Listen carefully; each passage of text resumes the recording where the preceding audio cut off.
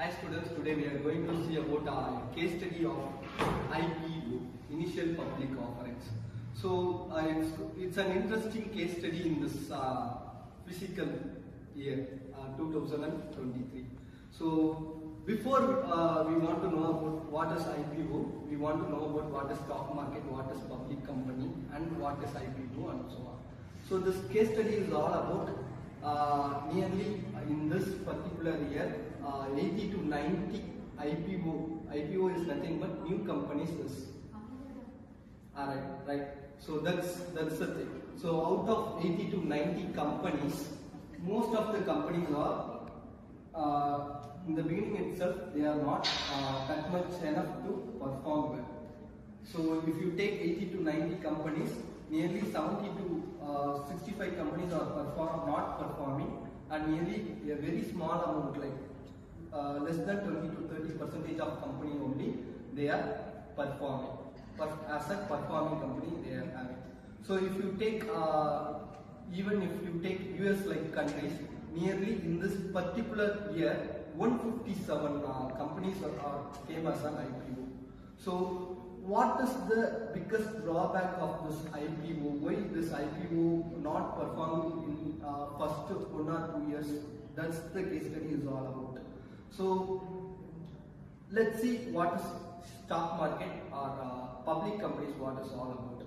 Stock market is nothing but we will be collecting market capital from the general public. That's we will be calling it as a share market or stock market. If you take what is IPO, we will be calling as initial public offering.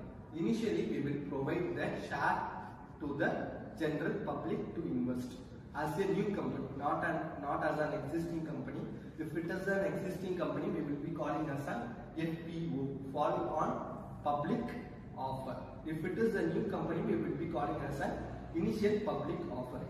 Then, if I am going to run a business, if I am having some idea, if I am going to get into a public company, I will be having certain amount of money in my hand. So what I will do means, overall capital is how much, market capital is how much I can able to spare in that particular company, and I will be a promoter of that particular company. Promoter is nothing but how much shares I am holding in that particular company, I will call it as a promoter, right? So the balance amount I will be giving as an IPO to the general public, the retail investors, institutional investors. So the n number of financial market participants are there to invest in that IPO. So after collecting my market capital, I will start my business and I will take my business to next level. So this is all about IPO. IPO, it's not like existing share, it's a new share or new issue. We just not buy like demat account and so on. We have to approach financial institutions, banks and demat accounts and agents, so on. So that's all about IPO. So let me come to the case study. So if you take recently there is, I said 80 to 90 companies arrived as an IPO in this particular year. If you take nearly 70 companies are non-performing, only 15 to 20% of companies are performing as an IPO. So there is always a huge gap between the real-time business what is going on, as well as the kind of strategies and everything is another part of the thing. So if you take US like countries, they are having a structured economy, so they know what business they have to start and so on. If you take Indian like countries, they want to have a structured economy so that they will properly plan what are the business they have to start for the further thing, and what are the business they have to should not start. That's the thing. That's the awareness we have to know about it. That's the first thing. So if you take new companies, they are investing much market capital in that particular organization or a firm.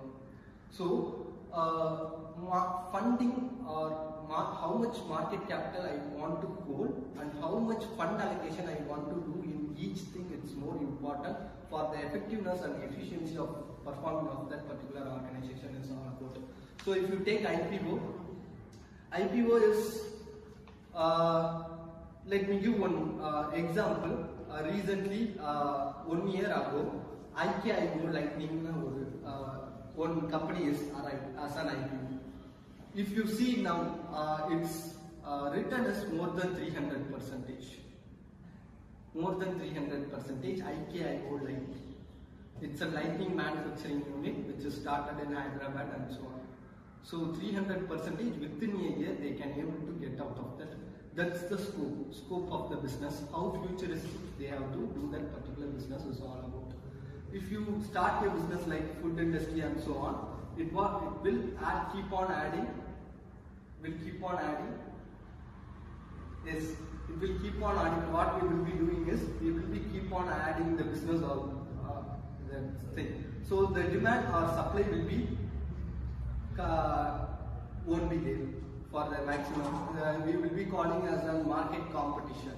So how much the demand is, the supplier has to be like that and the company has to be according to that. That's all about this case study. Thank you. Thank you, sir.